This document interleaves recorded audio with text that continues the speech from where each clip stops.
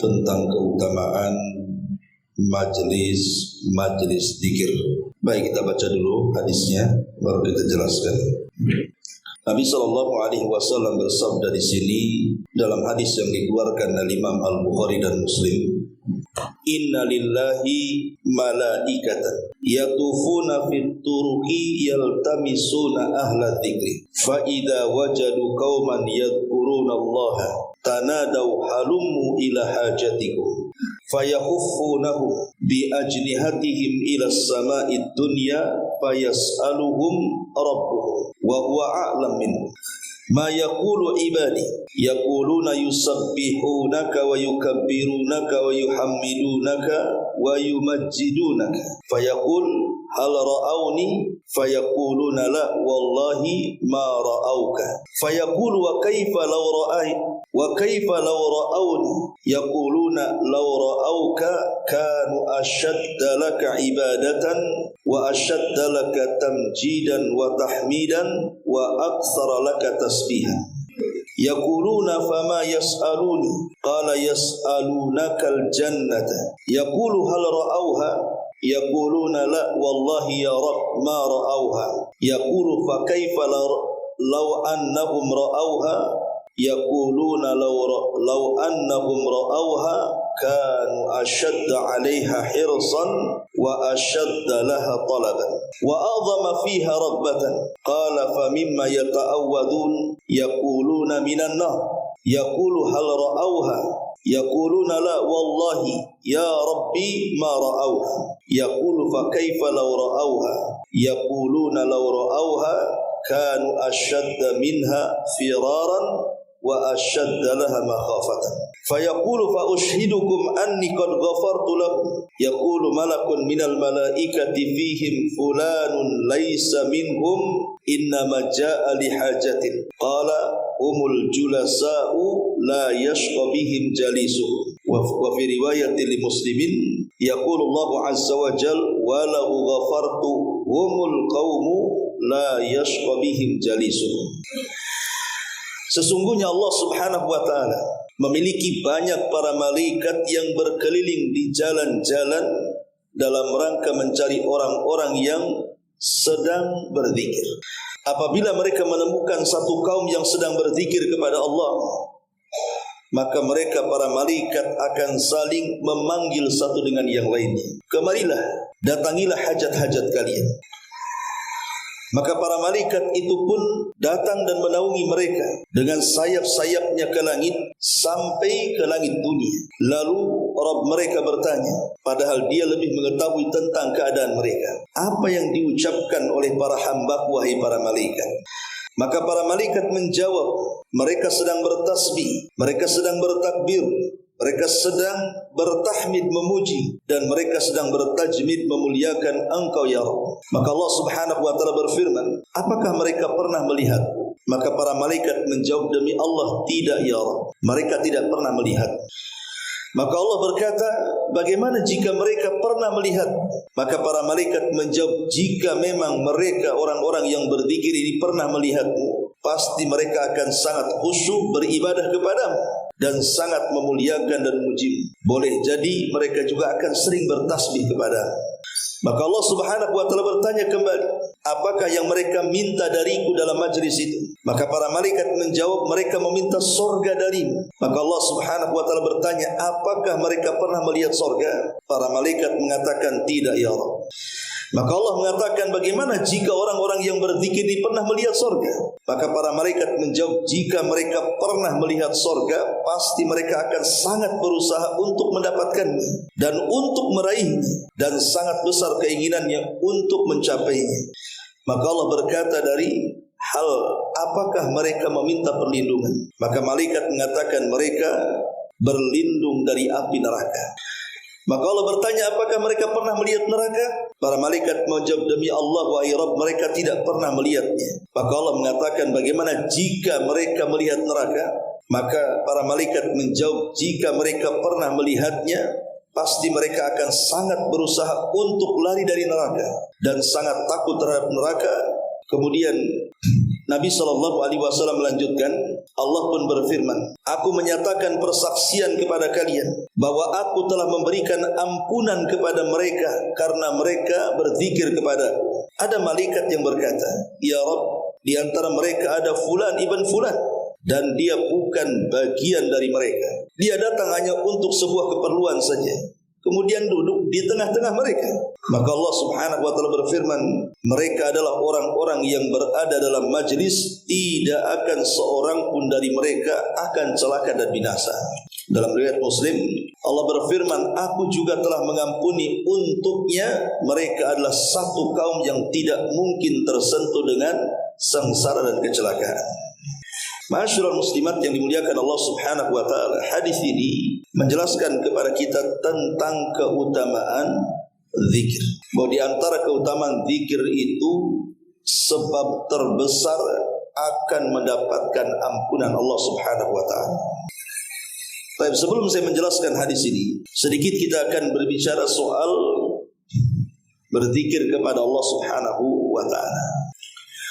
Ma'asyiral muslimat yang dimuliakan Allah Subhanahu wa taala, Al-Hafidz Ibnu Rajab rahimahullahu taala pernah mengatakan, apabila amalan jihad berperang di jalan Allah Subhanahu wa taala adalah seafdal amalan dan tidak semua orang mampu untuk berjihad, kana dzikru al-katsiru ad-daimu yusawihi wa yafdulu alaihi. Maka kedudukan zikir yang banyak, kedudukan zikir yang senantiasa diucapkan, itu bisa menandingi pahala jihad, bahkan mengunggulinya. Subhanallah, orang yang banyak berzikir bisa mengungguli pahala jihad, kata Al-Hafidz Ibnu Rajab Al-Hambali rahimahullah ta'ala. Bahkan sebagian salaf mengatakan, laula man yadhkurullaha fi ghaflatin nasi lahalakan nasu. Kalaulah tidak ada yang berzikir kepada Allah Subhanahu wa taala di antara manusia saat lalainya mereka, tentu manusia akan binasa. Jadi kalau sudah tidak ada lagi orang yang berzikir, maka binasalah manusia. Bahkan Abdullah bin Umar radhiyallahu anhu mengatakan, alaikum bidzikrillah fa innahu shifaa'un wa iyyakum wa dzikran nasi fa innahu dawa'un. Wajib atas kalian untuk senantiasa berzikir mengingat Allah Subhanahu wa taala, karena zikir itu bagian obat.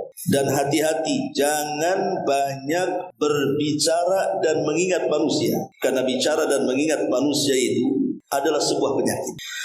Jadi Umar ibn Khattab radhiyallahu anhu, kata Ibnu Umar, ya, Umar ibn Khattab radhiyallahu anhu mengatakan, perbanyak oleh kalian mengingat Allah Subhanahu wa taala, jangan memperbanyak mengingat manusia. Karena umumnya di masyarakat, kalau orang sudah bermajelis, ya, terutama ibu-ibu, biasanya mereka ngobrol itu pasti membicarakan manusia. Antah ghibah, antah namimah, antah dusta, entah apa namanya. Makanya Umar bin Khattab radhiyallahu anhu mengingatkan bahwa mengingat manusia dan bicara soal manusia itu penyakit hati yang ditimbulkan oleh manusia. Tapi orang yang senantiasa mengingat Allah Subhanahu wa taala, itulah obat hati yang sesungguhnya. Makanya Imam Yahya ibn Mu'ad rahimahullahu taala pernah mengatakan, dawaul qalbi khamsatun. Obat kerasnya hati itu ada 5 perkara. Karena kita tahu bahwa manusia yang paling jauh dengan Allah Subhanahu wa taala adalah manusia yang keras hatinya, dan manusia yang keras hatinya adalah manusia yang jauh daripada zikrullahi azza wa jalla. Jadi manusia yang paling jauh dengan Allah adalah manusia yang paling keras hatinya, dan manusia yang paling keras hatinya adalah manusia-manusia yang tidak pernah zikir kepada Allah. Lah Imam Yahya ibn Mu'ad rahimahullah ta'ala mengatakan bahwa obat keras hati itu ada 5. Seperti apa orang yang keras hati itu? Ya mungkin dia susah menerima nasihat, susah menerima hidayah, malas untuk ibadah. Itulah tanda-tanda kerasnya hati. Beliau mengatakan, dawaul qalbi khamsatu asya'in. Obat kerasnya hati itu 5 perkara. Pertama, qiraatul qur'ani bitafakkuri. Membaca Al-Quran dengan cara merenungi. Wa khala'ul batni, dan mengosongkan perut dari makanan. Kemudian yang ketiga, wa qiyamul laili, dan menegakkan malam-malamnya dengan ibadah. Kemudian yang keempat, wa tadarru inda sahari, dan berzikir di waktu sahur, wa mujalasatus salihin, dan berusaha berkumpul berkawan dengan orang-orang saleh. Jadi kalau hati kita ini mulai mengeras, susah mendapatkan petunjuk, susah mendapatkan hidayah, malas untuk beribadah kepada Allah Azza wa Jalla, dan cenderung melakukan kemaksiatan kepada Allah, maka lakukan 5 perkara ini supaya hati kita menjadi lembut. Baca Quran, tapi bukan hanya sekedar membaca, tafakur juga maknanya. Kemudian jangan banyak makan, kemudian berusaha untuk menegakkan qiyamul lail di malam hari, dan berusaha memperbanyak zikir di waktu sahur, dan temani orang-orang saleh. Maka inilah obat dari 5 perkara yang bisa melembutkan hati yang keras. Salah satunya adalah at-tadarru inda sahari, berusaha untuk berzikir di waktu sahur. Jadi zikir itu bisa melembutkan hati, bahkan bukan hanya melembutkan hati, tapi sampai ke taraf menenangkan hati. Karena Allah Subhanahu wa taala mengatakan, ala bi dzikrillahi tatmainnul qulub. Ingatlah dengan zikir kepada Allah itu hati kita akan tenang. Kenapa demikian? Karena orang yang berzikir diberikan ketenangan, karena saat berzikir secara otomatis was-was setan itu akan hilang pada diri kita. Dan di waktu yang sama malaikat akan turun dan menurunkan rahmat. Makanya Allah Subhanahu wa taala berfirman dalam surah Mujadilah ayat 19, istahwadza alaihimus syaitan fa ansahum dzikrallah ulaika hizbus syaitan ala inna hizbas syaitan humul khasirun. Setan telah menguasai mereka, lalu menjadikan mereka lupa mengingat Allah Subhanahu wa taala. Mereka itulah golongan setan. Ketahuilah bahwa sesungguhnya golongan setan itu adalah kelompok yang akan merugi. Lihat dalam ayat ini, setan telah menguasai mereka, lalu menjadikan mereka lupa untuk berzikir kepada Allah. Berarti yang kita pahami dari ayat ini, kalau orang jarang berzikir kepada Allah, bahkan dilupakan berzikir kepada Allah, berarti dia sedang terkena was-was syaitan. Hatinya tidak akan tenang. Tapi ketika lisan dan hatinya berzikir mengingat Allah Subhanahu wa taala, maka was-was itu akan hilang dan akan timbul ketenangan. Karena manusia ini dalam kehidupan mudah was-was. Terkadang kehidupan yang belum terjadi saja sudah kita pikirkan. Macam mana nasib anak saya, macam mana nasib usaha saya, macam mana nasib suami saya, dan begitu seterusnya. Belum terjadi, tapi sudah terpikir ke situ. Akhirnya setan masuk memberikan was-was kepada kita, tidak tenang hati kita. Maka berzikirlah kepada Allah Subhanahu wa taala supaya menghilangkan was-was itu. Karena kalau orang yang tidak berzikir, setan akan menguasai dan mereka menjadikan kita lupa akan mengingat Allah Subhanahu wa taala. Ma'asyiral muslimat yang dimuliakan Allah Subhanahu wa taala. Di dalam sebuah hadis Nabi SAW bersabda, "Matsalul ladzi yadhkuru rabbahu wal ladzi la yadhkuru rabbah, matsalul hayy wal mayyit." Jadi permisalan orang-orang yang senantiasa mengingat Rabbnya dan orang-orang yang sama sekali tidak mengingat Rabbnya itu sama dengan manusia, satunya bangkai, satunya hidup. Bayangkan, Nabi SAW mempermisalkan orang yang berzikir dengan orang yang tidak berzikir itu sama dengan orang yang mati di antara orang hidup. Jadi kalau ibu jarang berzikir itu sama dengan bangkai berjalan, gitu maksudnya. Bahkan dalam hadis yang lain sama dengan rumah yang roboh. Orang yang tidak berzikir itu sama dengan dia tinggal di rumah yang roboh. Na'udzubillah. Ma'asyiral muslimat yang dimuliakan Allah Azza wa Jalla. Bahkan Nabi SAW mengatakan, ala unabbiukum bi khairi a'malikum wa azkaha inda malikikum wa arfauha fi darajatikum wa khairul lakum min infaqidz zahabi wal warid wa khairul lakum min an talqau aduwakum fatadribu a'naqahum wa yadribu a'naqakum. Qalu bala. Qala dzikrullahi azza wa jalla. Kata Nabi SAW, maukah kuhabarkan kepada kalian sebaik-baik amal kalian? Jadi amalan ini adalah amalan terbaik. Dan amalan ini bisa membersihkan kalian di hadapan Rabb kalian. Dan amalan ini bisa mengangkat derajat-derajat kalian di sorga di sisi Allah Subhanahu wa ta'ala. Dan amalan ini lebih baik dibandingkan infak dengan semua emas dan peraknya. Dan amalan ini lebih baik dibandingkan engkau berjumpa dengan musuh, engkau bunuh musuh, atau engkau dibunuh musuh. Kemudian sahabat heran, kok ada satu amalan pahalanya banyak sekali. Jadi amalan ini kalau ibu lakukan, pertama amalan ini adalah sebaik-baik amalan. yang kedua bisa membersihkan di hadapan Allah, yang ketiga bisa mengangkat derajat kita di hadapan Allah, yang keempat lebih baik daripada seluruh emas dan perak ketika diinfakkan, dan juga lebih baik daripada jihad yang membunuh atau dibunuh, mati syahid. Jadi sahabat mengatakan, amal apa itu? Maka Rasul mengatakan, zikrullahi azza wa jal, berzikir kepada Allah subhanahu wa ta'ala. Begini Bu ya, zikir ini amalan yang paling ringan, berbeda dengan amalan-amalan yang lain. Dia tidak terikat dengan waktu, dia tidak terikat dengan tempat. Semua orang bisa melakukan, baik ibu ketika safar ataupun mukim, baik ibu ketika sehat ataupun sakit, baik ketika ibu dalam posisi sedang sibuk ataupun sedang istirahat, dan bisa dilakukan anak-anak, laki-laki, perempuan, dewasa, orang tua, semua bisa melakukannya. Apa itu? Zikir. Zikir kan amalan mudah, bisa dilakukan ibu sambil duduk, sambil baring, sambil jalan, sambil lari, naik kendaraan, naik motor. Pokoknya ibadah ini bisa dilakukan di mana saja, kapan saja, di tempat manapun. Tetapi kalau kita lihat keutamanya luar biasa, di mana kita akan diberikan banyak keistimewaan di dalam hadis ini. Kemudian dalam hadis yang lainnya Rasul mengatakan, "Idza marartum biriyadil jannati fartahu." Apabila kalian melintasi satu taman dari taman-taman surga, singgah di sini. Kemudian Rasul ditanya, "Ya Rasulullah, wa ma riyadul jannah?" Rasul, taman surga itu apa? Maka Rasul mengatakan, "Hilakul dzikri." Orang yang berhalaqah dalam rangka berzikir kepada, ya seperti ibu-ibu inilah, ya datang dari rumah ke sini, kemudian ngaji. Ibu itu hakikatnya sedang berzikir. Dan ketika kita berusaha untuk mendekat kepada Allah subhanahu wa ta'ala dengan zikir kita, maka Allah subhanahu wa ta'ala pasti akan melindunginya. Ingat sebuah hadis, kata Nabi SAW ketika ada 3 orang yang datang ke masjid Nabi. Pertama masuk, yang pertama langsung menghampiri dan duduk di dekat Nabi. Kemudian yang kedua masuk tetapi tidak mau duduk di dekat Nabi, justru jauh-jauh dari Nabi. Yang satunya tak jadi masuk kemudian pulang. Nabi tahu, maka Rasul mengatakan, "Maukah kuhabarkan kepada kalian tentang 3 manusia yang baru saja terjadi?"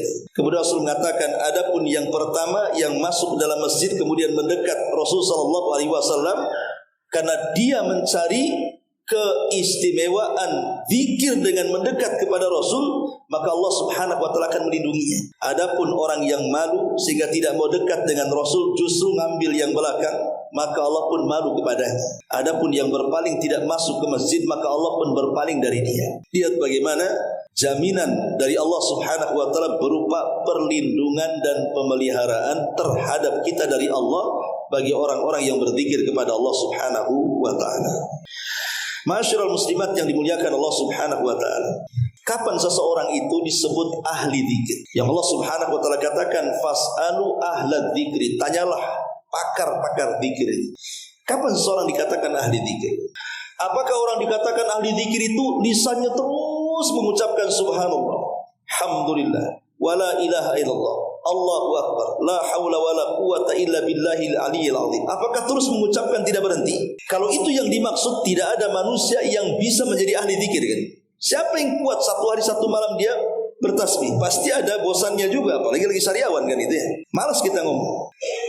Rupanya mendapatkan predikat ahli zikir itu tidak harus seseorang berzikir dari pagi sampai pagi lagi. Lalu bagaimana caranya? Pertama, pendapat Abdullah bin Abbas radhiyallahu anhuma. Pendapat Abdullah bin Abbas radhiyallahu anhuma, kalau ibu melakukan zikir di 4 tempat dan ibu dawamkan, maka ibu termasuk ahli zikir. Apa 4 tempat itu? Pertama, zikir dilakukan setelah sholat. Sholat wajib itu kan ada wirid, ada zikirnya. Kemudian yang kedua, berzikir di waktu pagi dan petang. Makanya ada azkar, ada zikir-zikir yang dianjurkan dibaca di waktu pagi dan di waktu petang hari. Dan yang ketiga, berzikir sebelum kita tidur dan setelah bangun dari tidur. Dan yang terakhir, berzikir saat pergi dari rumah dan kembali ke rumah. Kata Abdullah bin Abbas radhiyallahu anhu, kalau kita melakukan 4 tempat dan kita gunakan untuk berzikir, maka kita disebut ahlu zikri, disebut pakarnya zikir. Walaupun demikian, pendapat yang lain seperti Imam Ibnu Shalah rahimahullah ta'ala, dia mengatakan bahwa dikatakan ahli zikir itu cukup berzikir di 3 tempat saja. Kalau Abdullah bin Abbas mengatakan 4 tempat. Kalau Ibnu Shalah mengatakan 3 tempat saja. Pertama setelah sholat wajib, yang kedua zikir pagi dan petang, dan yang ketiga zikir selepas tidur. Jadi kalau kita melakukan 3 zikir di 3 tempat ini, maka ibu dinyatakan ahli zikir. Dan saya kira kita bisa melakukannya kalau hanya 4 perkara ini saja. Cuman yang mendorong kita ini melakukan atau tidak itu kan karena malas saja sebenarnya. Kalau kita paksakan untuk berzikir, maka insya Allah kita bisa berzikir. Taib ma'asyiral muslimat yang dimuliakan Allah Subhanahu wa taala. Kembali kepada hadis yang kita bicarakan di sini. Jadi Allah Subhanahu wa taala setiap hari itu mengirim para malaikat, menugaskan para malaikat untuk terbang ke sana kemari. Apabila kemudian malaikat-malaikat yang tidak tahu jumlahnya kecuali Allah itu melihat ada satu majelis, kayak kita inilah majelis ilmu namanya. Majelis ilmu juga disebut majelis zikir, sama. Majelis ilmu ya majelis zikir gitu.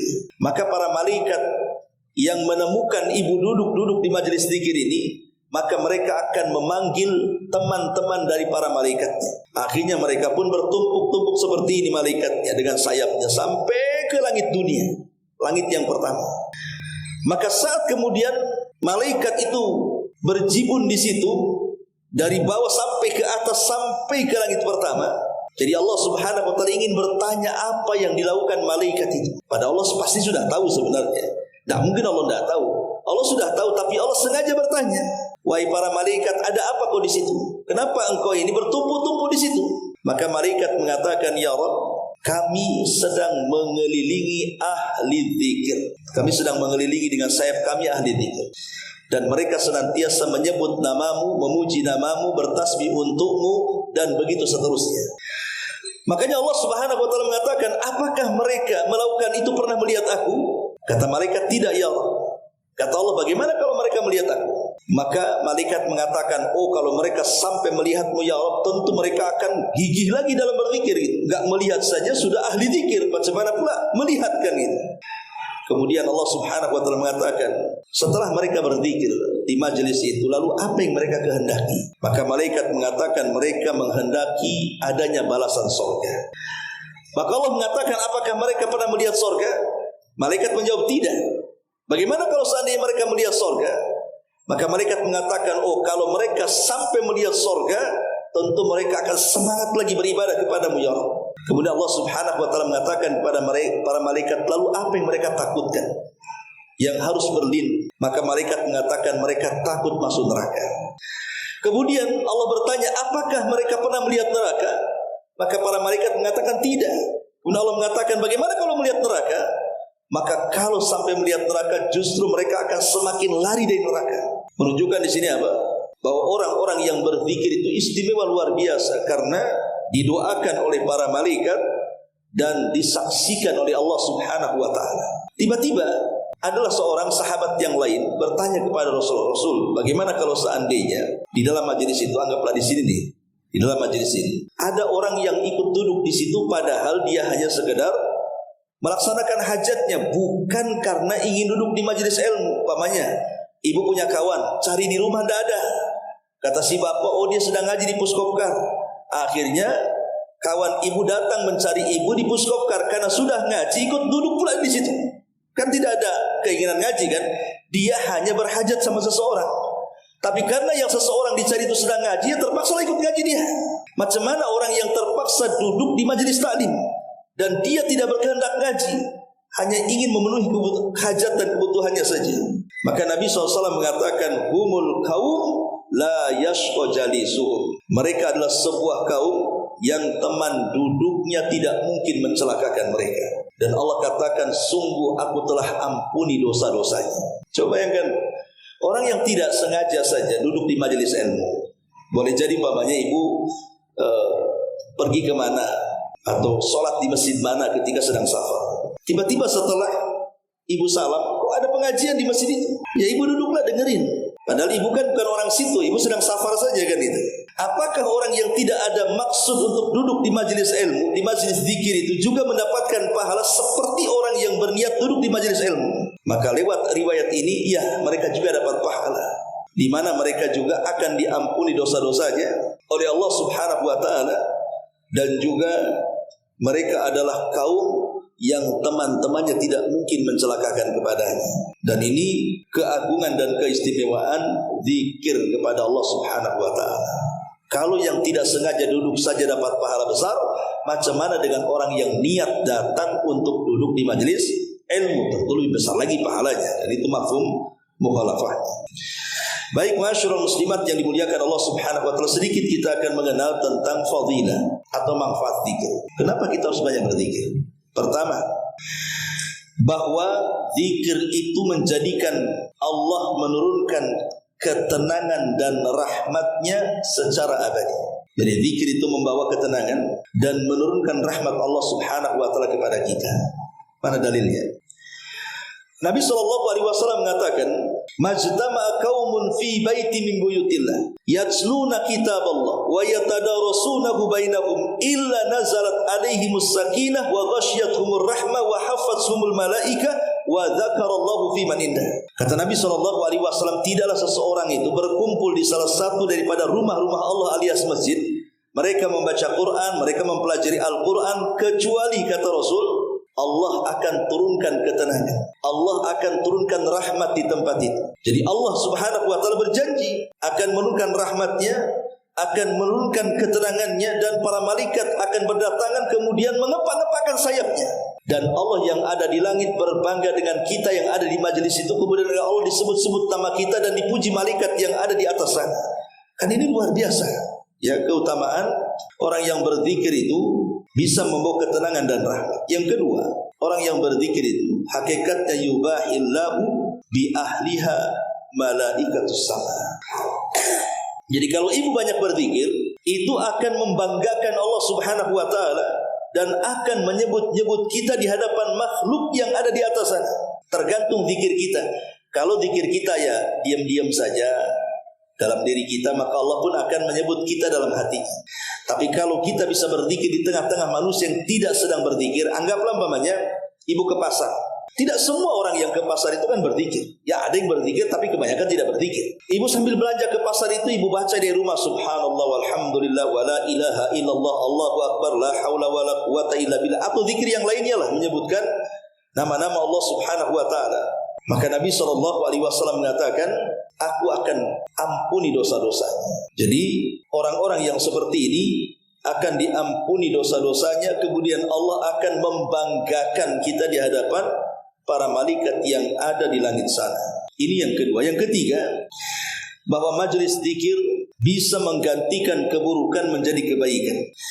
Kata Nabi SAW, majalasa qaumun majlisan yadhkuruna Allah azza wa jal fihi fayaqumun hatta yuqala lahum qumu qad ghafara Allah lakum wa baddalat sayyi'atikumul hasanah. Tidaklah sebuah kaum bermajlis kemudian berzikir kepada Allah sampai kemudian mereka lelah dan berdiri. Maka saat berzikir Allah Subhanahu wa taala berfirman dan mengatakan, berdirilah kalian karena kalian kaum yang sudah diganti keburukan kalian dengan kebaikan dan aku ampuni dosa-dosa kalian. Jadi semata-mata ibu datang ke sini nih, contohnya di pengajian atau di pengajian mana saja lah, datang ke sini kemudian mendengarkan pengajian sejam atau 30 menit, kemudian ibu pulang. Maka Allah akan katakan, berdirilah, pulanglah kalian karena dosa kalian sudah diampuni satu. Yang kedua, kesalahan kalian sudah diganti dengan kebaikan. Hanya semata-mata duduk di majelis ilmu, coba. Ya. Walaupun dia tidak punya hajat di situ, hanya duduk saja sudah dapat ampunan dan keburukan kita dihapuskan. Kemudian juga ahli zikir adalah ahlul karam yaumal qiyamah, di mana Nabi SAW mengatakan dalam hadis qudsi, saya'lamu ahlul jam'il yauma min ahlil karam. Faqila man ahlul karam ya Rasulullah? Qala ahlu majalisidz dzikri fil masajid. Allah berfirman, dan sungguh manusia di padang mahsyar itu akan mengetahui siapa di antara manusia itu yang suka memberi dan siapa di antara manusia yang bakhil dalam memberi. Kemudian Rasul mengatakan, adapun mereka orang-orang yang suka memberi, Mereka kebiasaannya adalah karena suka duduk di majlis-majlis ilmu di dalam masjid. Nah, ini juga termasuk keutamaan berzikir kepada Allah Subhanahu wa taala. Baik, ma'asyiral muslimat yang dimuliakan Allah Subhanahu wa taala, Abdullah bin Mas'ud radhiyallahu anhu mengatakan, "Ma min rajulin yanam," tidaklah seseorang itu tertidur, la yadhkurullaha azza wajalla, sebelum tidur dia tidak pernah berzikir, main tidur saja. Apa yang terjadi? Illa bala syaitan fi udhunihi, kecuali setan akan datang dalam tidurnya dan mengencingi kedua telinganya. Waimullahi laqad fa'ala bi sahibikumul lailah. Jadi Ibnu Mas'ud radhiyallahu ingin mengatakan bahwa orang yang jarang berzikir itu akan diganggu oleh setan. Makanya ada hadis yang mengatakan apabila kita hendak tidur malam, setan datang mengikat 3 ikatan di tengkuk kita kan. Setiap kita terbangun kemudian berzikir, hilang 1 ikatan. Kemudian kita berwudu, hilang 2 ikatan. Kemudian kita sholat, hilang 3-tiganya. Dan itu salah satu keutamaan zikir, bisa memecah tali yang mengikat tengkuk seseorang saat tidur yang diikat oleh setan. Ma'asyiral muslimat yang dimuliakan Allah Subhanahu wa taala. Kemudian juga disebutkan oleh Imam Mujahid atau yang lainnya, min alamatin nifaq thiqalul dzikri ala lisan, termasuk tanda-tanda orang itu munafik ketika lisannya berat berzikir kepada Allah. Jadi di antara tanda-tanda munafik adalah ketika lisannya disebutkan oleh para ulama, mereka tidak mau berzikir kepada Allah Subhanahu wa taala. Karena tadi saya sudah katakan permisalan orang yang berzikir dengan yang tidak berzikir itu seperti bangkai dan orang hidup. Ma'asyiral muslimat yang dimuliakan Allah Subhanahu wa taala, bahkan Imam Malik pernah mengatakan, "Man ahabba an yanjua min ghamaratil mauti," siapa yang ingin selamat dari keperitan saat kematian. Kemudian kata beliau, "Falyakun amaluhu fi sirri aktsar minhu fil alaniyah." Maka lakukan dalam kesendirian kalian untuk melaksanakan amal saleh di saat ramai-ramainya manusia. Jadi dia bisa menyembunyikan amal solehnya dengan cara berzikir kan? Ya. Siapa coba ibu kalau jalan dari sini berzikir? Gak ada yang tahu pak ibu berzikir itu. Karena zikir itu kan cukup digerakkan lisan saja. Kadang orang yang berjalan 1 motor saja boncengan, yang di depan berzikir, yang di belakang tidak berzikir kan tidak tahu tuh. Makanya Rasul mengatakan sabaqal mufarriduna bil jannah, orang-orang yang ahli zikir itu mendahului kita masuk surga dibandingkan yang lain, disebut mufarrid. Kemudian Sufyan ats-Tsauri rahimahullah mengatakan, man aktsara min dzikril qabri wajada raudatan min riyadil jannah wa man ghafala an dzikrihi wajadahu hafratu min hufarinnar. Barang siapa yang memperbanyak ingat tentang kubur. Ingat tentang kubur tentu zikir dalam hati ya. Zikir kan bisa dalam hati, tafakur lewat lisan itu. Ini zikir dalam hati. Jadi siapa yang banyak mengingat kuburan, maka dia akan selamat dan akan masuk ke taman dari taman-taman surga. Tapi siapa yang lalai dalam mengingat kuburan, maka dia siap-siap akan mengarah ke lubang dari lubang-lubang yang mengarah neraka. Naudzubillah. Nah ini diantara perkataan ulama salaf tentang alamatul zikri. Tapi yang jelas bahwa orang dikatakan ahli zikir, kembali ke awal, tidak mesti ibu itu harus dari pagi, siang, sore, malam, subuh berzikir saja. Tidak harus seperti itu. Dan kalau ibu bisa melakukannya tentu lebih baik. Tetapi kalau ibu ingin istiqomah gitu ya, menjadi ahli zikir, maka ambillah pendapat Imam Ibnu Salah. Itu yang paling mudah kan. Zikirlah di 3 tempat. Pertama setelah sholat, yang kedua pagi dan petang, dan yang ketiga sebelum tidur dan sesudahnya. Kalau ibu bisa melakukan 3 perkara ini, maka ibu dikatakan wanita ahli zikir. Wanita ahli zikir ya, cukup dengan melakukan di 3 tempat ini. Ya kalau mau nambah di 3 selain 3 tempat, ataupun menurut Ibnu Abbas ada tambahan 4 tempat, yaitu ketika pergi dari rumah dan masuk ke rumah gitu ya, maka itu lebih baik lagi kita amalkan. Itulah yang disebut dengan ahlu zikri ya, pakarnya zikir atau orang-orang yang dikatakan ahli zikir.